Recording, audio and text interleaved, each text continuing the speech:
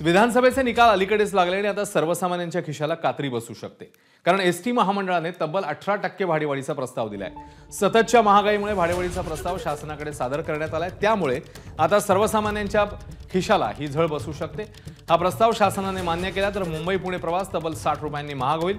मात्र काँग्रेसच्या एसटी कर्मचारी आघाडीने या प्रस्तावावरून सरकारवर टीका केली आहे। तुम्ही गैरसमज करून घेताय।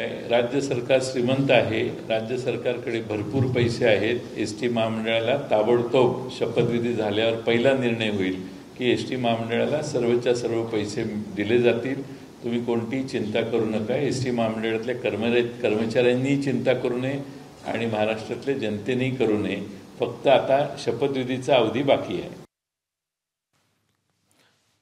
तर एसटी भाडेवाढीची कारणं नेमकी काय समोर येत आहेत? कर्मचाऱ्यांचं वाढतं वेतन, वाढता इंधन दर, टायर, लुब्रिकंट आणि अन्य सुट्या भागांची वाढती किंमत। महागाई वाढीने दररोज महामंडळाला 15 कोटींचा तोटा होतोय अशी ही माहिती समोर येते। निवडणुकीपूर्वीच एसटीकडून भाडेवाढीचा प्रस्ताव देण्यात आलेला, मात्र महायुती सरकारने तो निर्णय राखून ठेवला अशी ही माहिती आहे। एबीपी माझा, उघडा डोळे बघा नीट।